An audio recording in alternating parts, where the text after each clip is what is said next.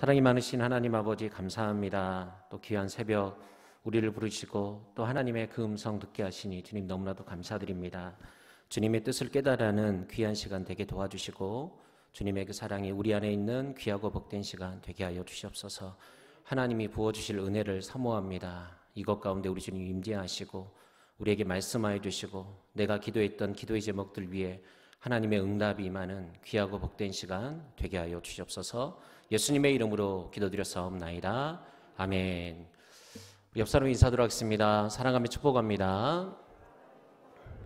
참 잘하셨습니다. 참 잘하셨습니다. 오늘 이 새벽에 나오신 우리 모든 성도님들 주님의 이름으로 사랑하며 축복합니다.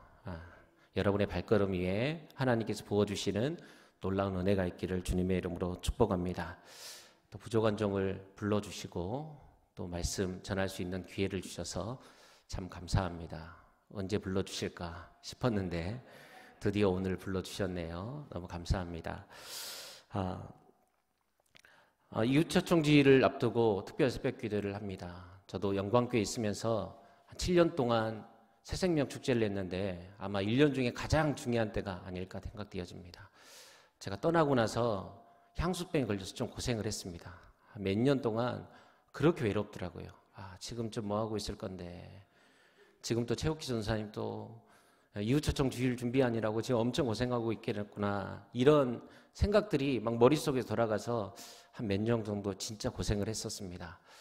아마 지금이 가장 바쁜 시기이고 중요한 시기이고 또 영광교회에 있어서 하나님께 부어주신 은혜가 가장 크게 있을 시간이 이 시간이 아닐까 생각되어집니다. 저도 우리 교회를 가고 나서 이웃초청 주의를 늘 이렇게 해년마다 보냅니다.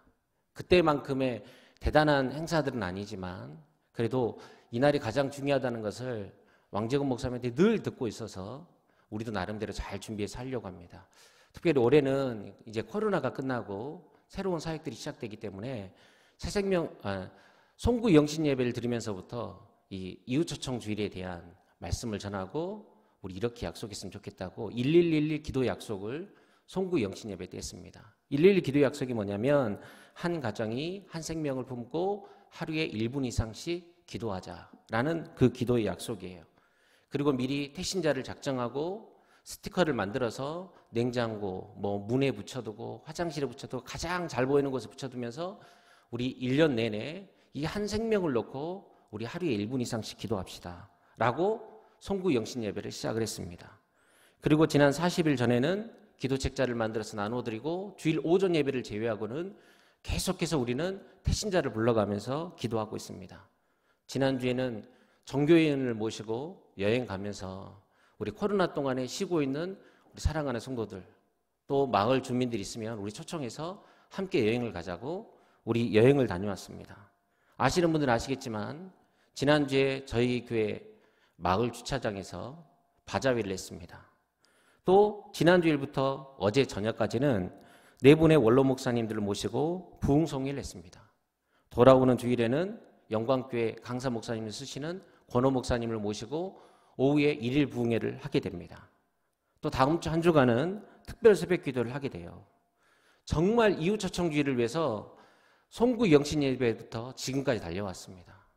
제가 영광교회를 떠나고 나서 들었던 소문이 뭐냐면 김은길 목사가 떠나고 나니까 교회 너무 조용하고 좋다고 사고 치는 사람이 없어가지고 교회 재정이 남아돈다 막 이런 이야기가 들렸습니다. 근데 우리 교회 성도들이 저를 만나서 정말 고생하고 있습니다. 지난 몇 달 동안 이웃초청주의를 준비하자는 마음으로 계속해서 행사를 해왔어요. 여러분 이 정도로 열심히 준비했으면 이번 새생명 축제 때 대박 날 것 같지 않습니까? 감사합니다. 그런데 영혼 구원하는 일은 하나님에게 달려 있습니다. 이렇게 죽도록 열심히 하지만 제가 가보니까 많이 오면 5명 이 정도 오시고 등록하시는 분들은 거기에 한두 명 정도 있으면 정말 대박일 정도로 많은 분들이 이웃초청 주일에 대해서 잘 모르고 있고 또 교회 또한 그렇게 집중하지 않는 것 같아요. 여러분 저는 이것을 통해서 늘 느끼는 것이 뭐냐면 내가 열심히 최선을 다해 준비를 하지만 이 일을 해나가시는 분은 살아계신 우리 하나님이시구나. 많은 사람이 모인다고 그 사람들이 다 구원받는 것도 아니고 한두 명 모였다고 해서 그것 가운데 천국 역사가 일어나는 것도 아니라는 것을 깨닫게 되어집니다. 그래서 우리는 한 영혼을 구원하는 사역을 위해서 주님 앞에 맡길 뿐이지 이 모든 일들을 해나가시는 분은 우리 주님인 줄로 믿습니다. 그래서 우리가 해야 될 일은 뭐냐면 그냥 내가 할 수 있는 일들을 하는 거예요. 새벽에 나와서 기도하는 것, 또 구역별로 돌아가면서 기도할 때 함께 한 생명을 품고 기도하는 것, 그것이 바로 우리가 해야 될 일들이 아닐까 생각되어집니다. 그리고 제가 우리 성도들에게 이야기를 하면서 111 기도 약속을 했잖아요. 그러면서 하나의 단서를 붙였어요. 우리 한 가정이 한 생명을 품고 하루에 1분 이상씩 기도하는데 어떤 마음으로 기도하느냐? 우리 사랑의 마음으로 기도합시다. 진짜 사랑하는 마음으로 한 가정이 한 생명을 품고 하루에 1분 이상씩 기도하자고 이렇게 약속하였습니다. 우리는 그냥 사랑할 뿐이고 나머지는 우리 주님이 하시는 일인 줄로 믿습니다. 우리 교회는 지난 2년 동안 주일 오후 예배와 수요 예배 때 성경 속의 여러 인물들을 살펴보고 있습니다. 작년 후반부터는 신약 성경의 여러 인물들을 살펴보고 있는데요. 예수님의 주변 인물 중에 특별한 수식어를 갖는 두 사람을 볼 수가 있었습니다.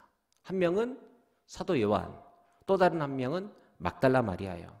오늘은 이 새벽에 이 두 인물에 대해서 잠깐 살펴보고 우리 함께 기도했으면 좋겠습니다. 먼저 요한에 대해서 살펴보면요. 우리는 흔히 요한을 뭐라고 부릅니까? 사랑의 사도라고 이렇게 부르죠. 요한은 사랑의 사도라고 우리는 부르고 있는데 그러면 요한 자신은 자기를 뭐라고 부르고 있을까요? 우리 요한복음 13장 23절 말씀 우리 다 같이 들어갑니다. 시작. 예수의 제자 중 하나 곧 그가 사랑하시는 자가 예수의 품에 의지하여 누웠는지라. 아멘. 요한은 자기 자신을 뭐라고 부르고 있죠? 네, 그가 사랑하시는 자. 첫 번째 요한은요. 예수님이 사랑하시는 사람, 사랑하는 제자라고 자기를 표현하고 있다는 거예요. 요한복음을 보게 되어지면 요한은 자기 자신을 드러내는 것에 대해서 매우 조심스러워합니다. 그러면서 그를 부르는 수식어 중에 하나가 뭐냐면 예수님이 사랑하시는 자라는 수식어를 부르고 있어요. 그것도 한 번이 아니라 5번이나 자기를 그렇게 부르고 있습니다. 즉 요한은 자기 스스로 난 예수님이 사랑하시는 제자야 라는 그 마음을 가지고 살아왔다는 거예요.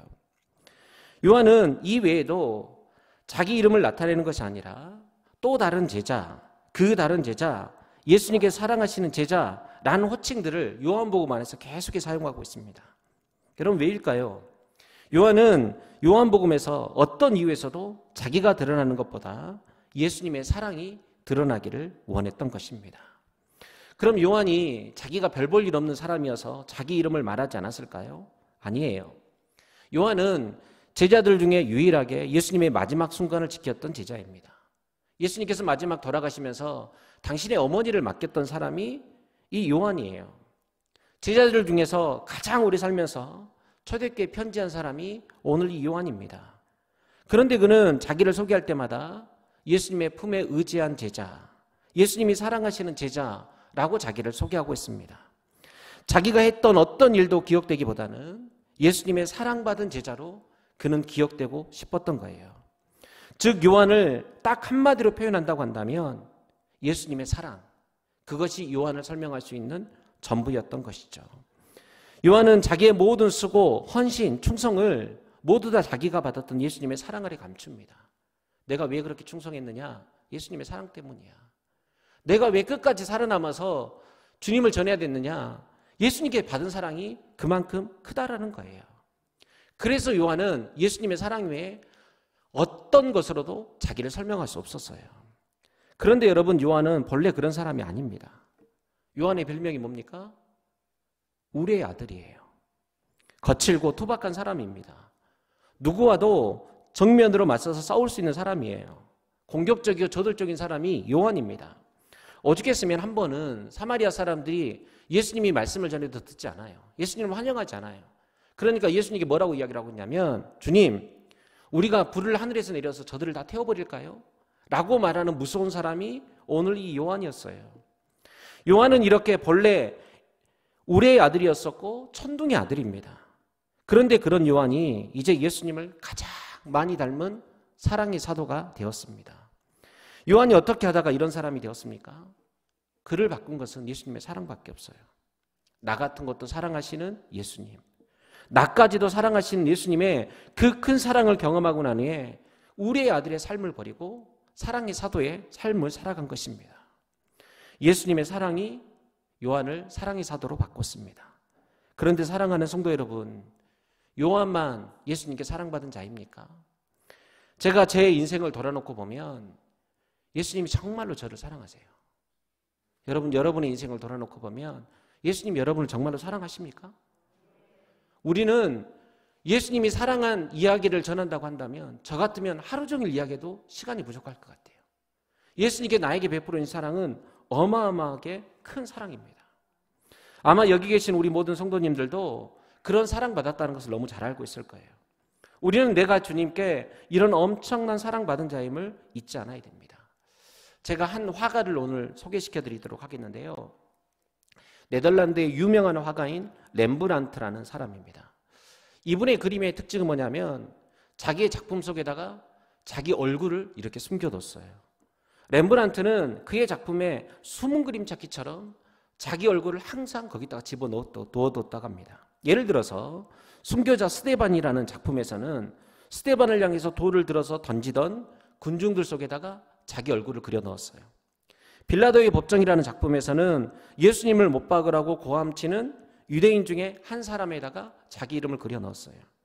돌아온 탕자의 작품에서는 탕자의 얼굴에다가 자기 자신을 그려 넣었습니다. 렘브란트는 이런 작품 속에서 무엇을 말하고 싶었던 것일까요? 렘브란트는 그림 속에서 이렇게 외치는 거예요. 나 거기 있었어. 스데반을 돌로 쳐 죽인 것이 나야. 빌라도의 법정에서 예수님을 죽이라고 했던 것이 바로 나야. 아버지를 버리고 집을 떠났던 것이 바로 나야. 그런데 그런 나를 우리 아버지께서 나를 품어주셨어. 자기는 작품 속에서 예수님의 그 사랑을 표현하고 싶었던 거예요.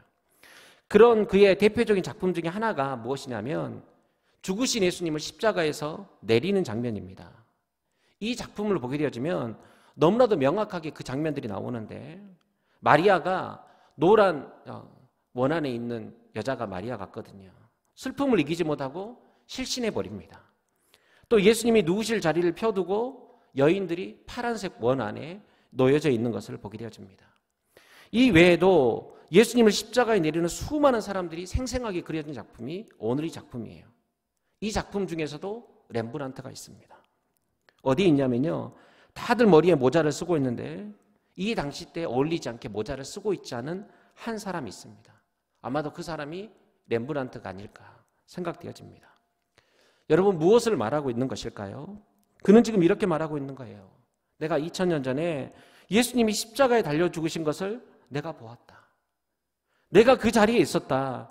예수님이 십자가에 달려 죽으셔서 살려주신 것이 바로 나다. 예수님의 그 큰 사랑 받은 사람이 누구다? 바로 나다 라고 말하고 있는 거예요. 우리는 알아야 됩니다. 예수님의 그 십자가는 아주 동떨어진 2000년 전의 이야기가 아니라 오늘 나의 삶 가운데 찾아오시는 예수 그리스도의 놀라운 사랑이에요. 그 사랑이 오늘 나를 살게 합니다. 그 사랑이 오늘 이 새벽에 나를 부르시고 나에게 기독케 하시는 거예요. 주님의 그 사랑이 새 생명 주체를 열게 하시고 오늘 우리에게 또 누군가를 사랑하게 하시는 것입니다. 저는 여기 모인 우리 모든 성도들이 오늘 요한이 내가 누구냐? 나는 예수님께 사랑받은 자야 라고 고백하는 것처럼 우리의 모든 삶이 내가 예수 그리스도께 사랑받은 자이고 또 그 사랑 가운데 살아가는 자인 것을 잊지 않고 나아가는 저와 여러분들이 되기를 주님의 이름으로 축복합니다. 또 한 명의 특이한 호칭이 있는 사람이 있는데요. 그것은 바로 막달라 마리아입니다. 어느 영성가는 막달라 마리아에 대해서 이렇게 말을 합니다. 복음서의 저자들은 막달라 마리아를 사랑의 여자로 묘사한다. 여자들은 막달라 마리아를 사랑한다. 그녀는 열정적인 여자이고 사랑하는 법을 아는 여자다. 그녀는 예수의 친구다 라고 말해요. 뭐라고 이야기를 하냐면 그녀는 매우 열정적인 여자이고 그녀는 사랑하는 법을 아는 여자다 라고 표현하고 있는 거예요.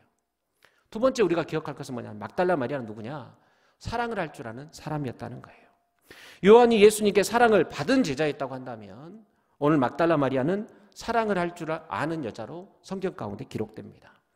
우리가 잘 알듯이 막달라 마리아는 절대로 예수님과 어울리지 않는 여자입니다. 그녀는 7 귀신 들렸던 여자예요. 여러분, 더 이상 무슨 설명이 필요하겠습니까? 7 귀신이 들려서 살아갔던 여자. 그는 죽는 것 외에 어떤 희망도 없던 사람입니다.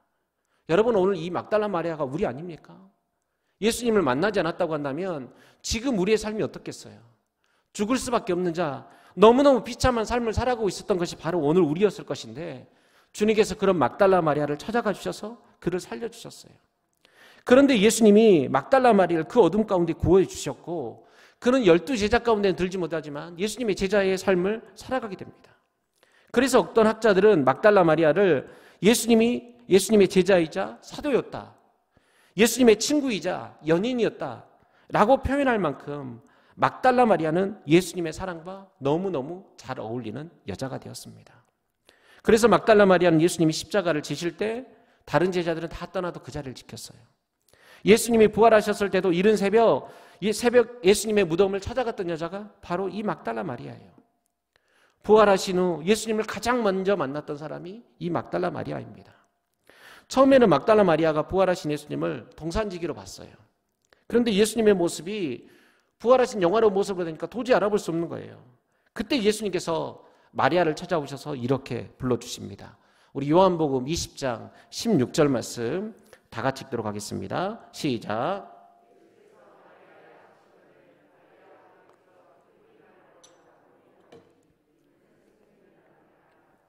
아멘.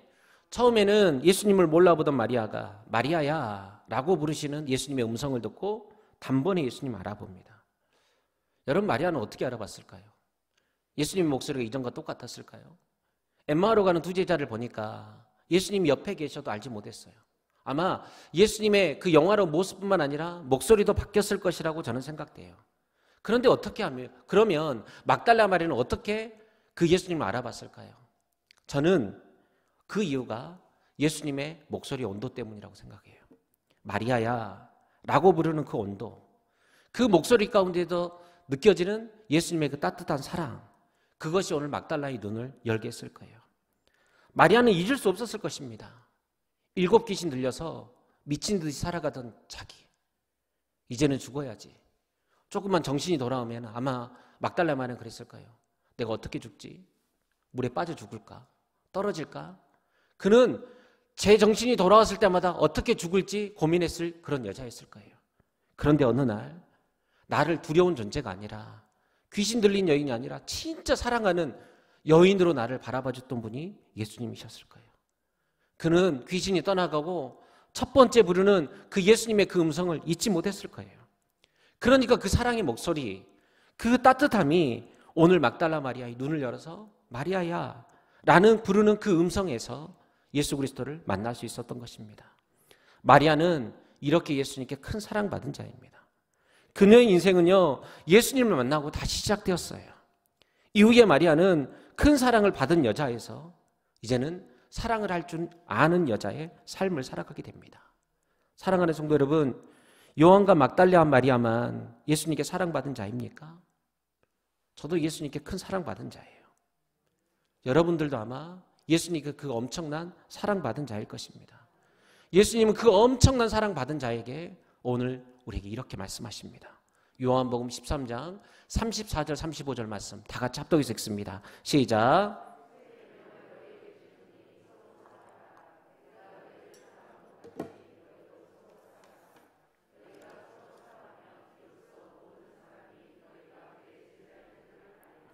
아멘. 예수님의 마지막 유언과도 같은 말씀입니다. 서로 사랑하라는 거예요. 요한아, 마리아야, 그리고 여기 앉아있는 저와 여러분들을 향해서 예수님께서 이름을 불러가시면서 내가 너희를 사랑한 것처럼 너희도 서로 사랑해라 라고 말씀하세요. 여러분, 우리가 그렇게 사랑하면 어떻게 된다고 말씀하십니까? 모든 사람이, 이 여수 땅에 살아가는 사람들이, 여러분의 가족들이, 여러분 옆에 앉아있는 우리 성도들이 내가 예수님의 제자인 줄을 알게 될 거라는 거예요. 사람은 사랑할 때 기적이 일어납니다. 여러분, 그런데 그 사랑이 쉽습니까? 쉽지가 않은 것 같아요. 제가 담임 목회를 해보니까 사랑한다는 거 정말 쉽지 않습니다. 멀리 있는 사랑은 너무너무 간단해요. 예를 들어서 TV에 나오는 아프리카 아이들 도와주는 것, 전쟁 중에 있는 우크라이나 난민들을 도와주는 것, 그것은 너무너무 쉬워요. 그거 사랑하는 거 너무 쉬워요. 교회 헌금만 하면 돼요. 그러면 알아서 도와줄 때 도와주고 섬겨야 될 때 섬겨주니까. 그런 사랑은, 멀리 있는 사랑은 그렇게 하기 때문에 너무너무 쉬워요. 그런데 가까이 있는 사람 사랑하기는 여러분 사랑만 가지고 되지 않습니다. 가까이 있는 사람을 사랑하기 위해서는요, 반드시 먼저 나와야 될 게 있는데 그게 바로 용서입니다. 멀리 있는 사람은 사랑만 하면 되는 것이 아니라 먼저 용서할 때 사랑할 수 있는 거예요. 여러분 결혼하신 분들 잘 생각해 보십시오. 사랑해서 결혼하셨잖아요. 지금도 사랑하십니까? 사랑받으신 남자시군요. 네. 여러분 우리가 그렇게 사랑해서 결혼했는데 사랑하고 살기만 해도 부족한 그런 때가 아닙니다. 어느 노인 부부가 TV 프로그램에 나와서 이런 게임을 했습니다. 가족오락관 같은 데 보면 단어 나와가지고 설명하는 그런 게임들 있지 않습니까? 어느 노부 부부가 나와서 이 게임을 하는 거예요. 그러면서 천생연분이라는 단어를 할아버지에게 설명을 하라고 하는 거예요. 할아버지가 설명을 합니다. 당신하고 나와의 관계, 내가 당신을 너무너무 사랑하고 우리가 살아온 거 아무리 설명해도 할머니가 못 알아듣는 거예요. 여보 4글자. 그랬더니 이 할머니가 뭐라고 하는지 아십니까? 평생 원수. 이렇게 말했다는 거예요. 할아버지는 천생연분인 줄 알고 사랑한 줄 알았는데 할머니는 평생 이 원수 같은 남편으로 생각하며 살아왔다는 것이죠. 여러분 이것이 지금 이 시대를 살아가는 우리의 모습이 아닐까 생각되어집니다. 사랑인 줄 알았는데 원수였어요. 나는 정말로 사랑으로 돼 있었는데 그 사람은 아닐 때가 있다는 것이죠. 여러분 우리 자식들도 그렇잖아요. 너무너무 이뻐요. 그런데 그 자식이 늘 이쁘지만 않아요. 제가 늦둥이 난 거 아십니까? 4살입니다. 낳았는데 얼마나 이쁜지 이렇게 이쁘구나. 그런데 얘가 조금 말을 배워 나가고 4살이 딱 되니까요. 그렇게 아빠랑 하루 종일 즐겁게 놀다가 우리 아빠 최고야 라고 하다가 막상 잠자는 시간이 되니까 아빠 나가라고, 나는 엄마만 사랑한다고 이렇게 하면 쫓아내는 거예요. 한 번은 이 아들하고 자고 있고 엄마는 이제 밖에 나가서 다른 일을 하고 있었거든요. 한참 자다가 얘가 벌떡 일어나더니 제 얼굴 딱 보는 거예요. 그러더니 얘가 꼭 귀신 본 것처럼 우는 겁니다. 엉엉 우는데 얼마나 배신감이 드는지 제가 며칠 동안 얘랑 이야기를 안 했습니다. 그러니까 얘가 아침에 정신 차리고 나서 내가 아빠에게 큰 실수를 했구나 라는 생각을 했는지 말을 할 때마다 저에게 이야기해요. 아빠 미안한데 이것 좀 해주세요. 아빠 미안한데 이것 좀 해주세요.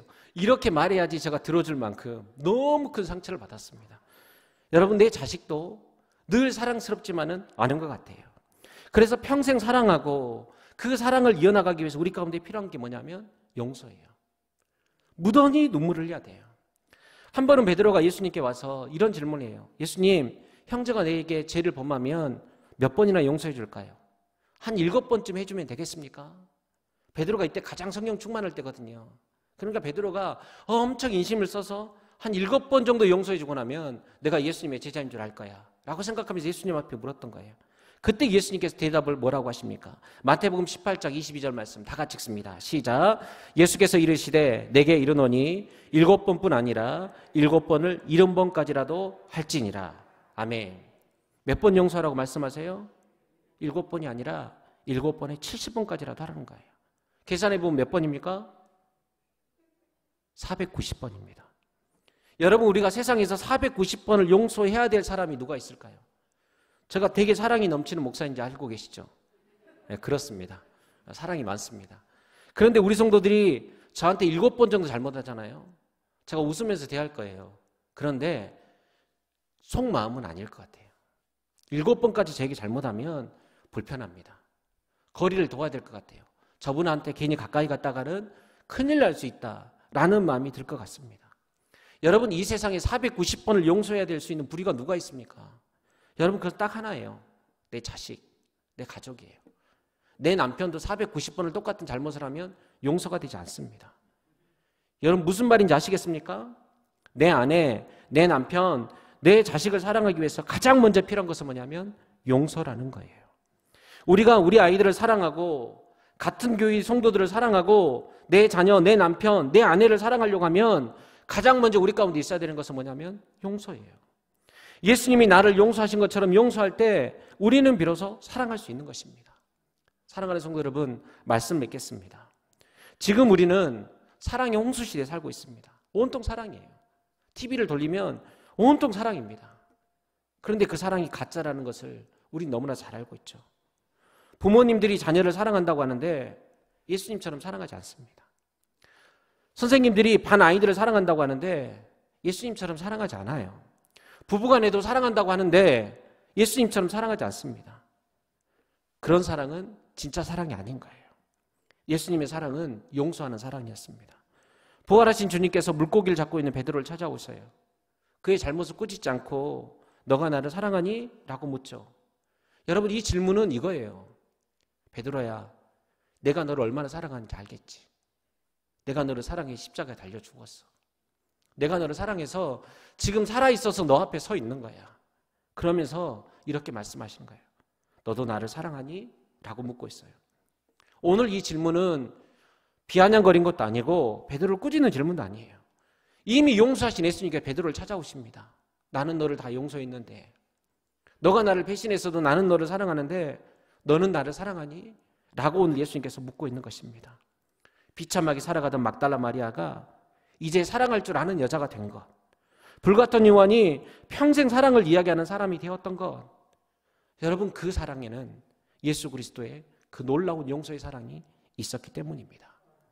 사랑하는 우리 성도 여러분, 이웃초청주의를 앞두고 있습니다. 우리 가운데 가장 필요한 것이 무엇일까요? 오늘이 사랑이에요. 우리가 태신자로 품고 있긴 하지만 여러분, 그들이 진짜 주님 앞에 나오기를 간절히 소망하고 계십니까? 예수님이 물고기 잡고 있는 베드로를 찾아올 그 심정으로 여러분 찾아가셔서 그들에게 예수님 얼마나 사랑한지 전해보셨습니까?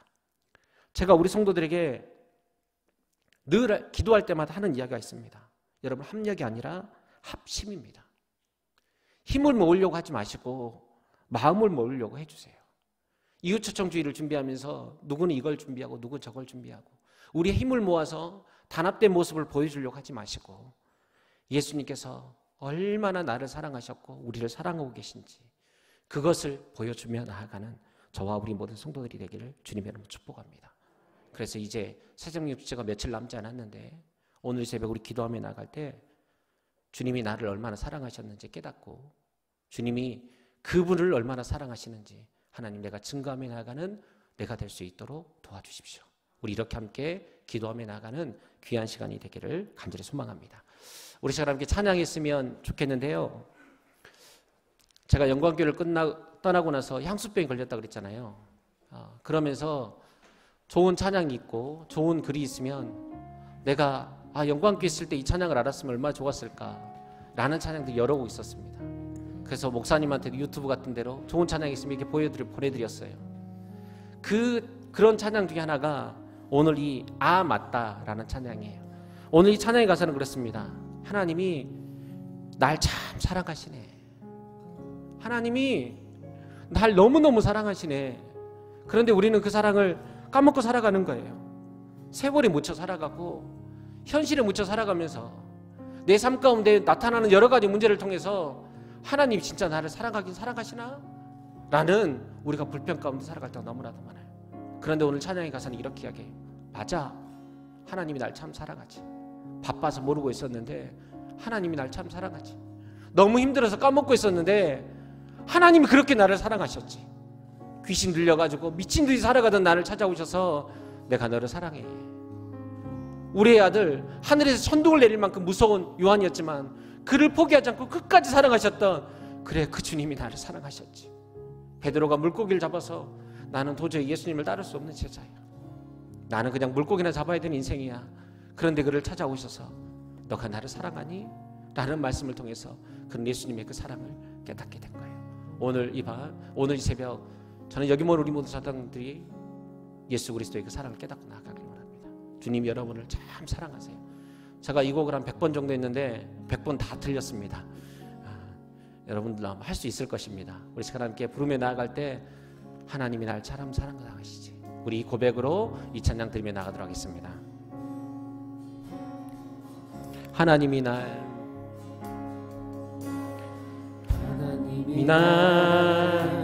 참 사랑하시네.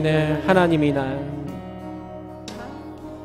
하나님이 날 참 사랑하시네. 하나님이 날 참 사랑하시네. 하나님이 날 참 처음부터 찬양할게요. 하나님이 날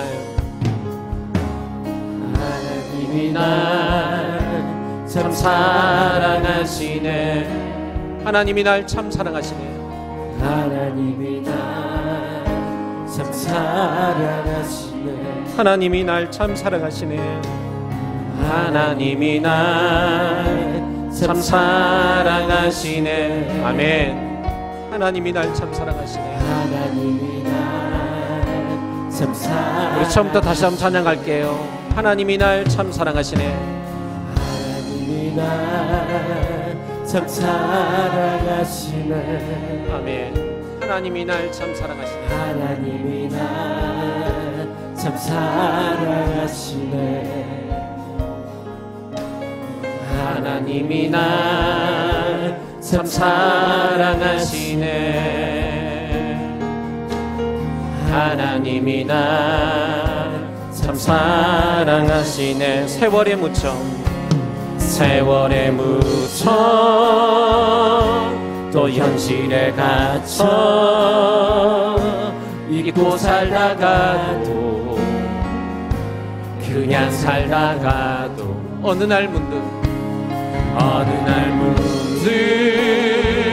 생각해보면 하나님이 날 참 사랑하시네. 하나님이 날 참 사랑하시네. 하나님이 날 참 사랑하시네. 하나님이 날 참 사랑하시네. 아멘. 하나님이 날 참 사랑하시네. 하나님이 날 참 사랑하시네. 하나님이 날 참 세월에 묻혀 또 현실에 갇혀 세월에 묻혀 또 현실에 갇혀 잊고 살다가도 그냥 살다가도 어느 날 문득 생각해보면 하나님이 날 참 사랑하시네. 세월에 묻혀 또 현실에 갇혀 잊고 살다가도 그냥 살다가 오늘이 바로 그날 되길 원합니다. 어느 날 문득 생각해보면 하나님이 날 참 세월에 묻혀 또 현실에 갇혀 세월에 묻혀 또 현실에 갇혀 잊고 살다가도 그냥 살다가도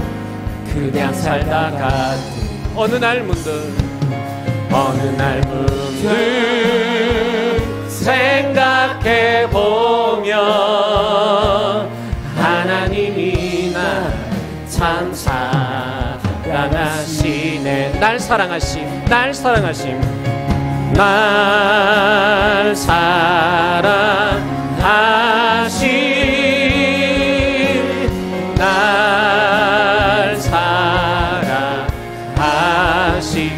주님이 날 사랑하심 날 사랑하시 성경 오늘 그 사랑이 우리 안에 다시 한번 깨달아지는 귀한 시간 되길 원합니다. 날 사랑하심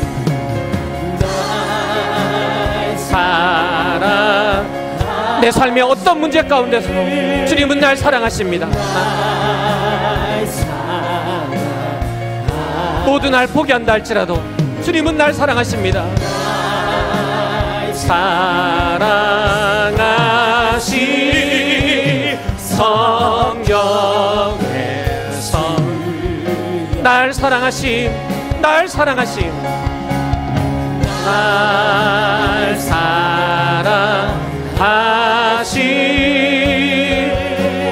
날 사랑하심.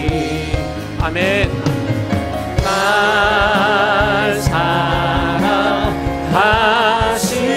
우리가 품고 있는 태신자, 사랑하는 내 가족, 내 자녀를 축복하면서 우리 찬양합니다. 널 사랑하심, 널 사랑하심, 널 사랑하심, 널 사랑하심, 널 사랑하심. 성경 주님 그 영혼 찾아가 주십시오. 널 사랑하심, 널 사랑하심, 널 사랑하심, 널 사랑하심, 널 사랑하심. 성경에 서있네. 하나님이 날 참 사랑하시네. 하나님이 날 참 사랑하시네. 하나님이 날 참 사랑하시네. 하나님이 날 참 사랑하시네. 하나님이 널 참 사랑하시네.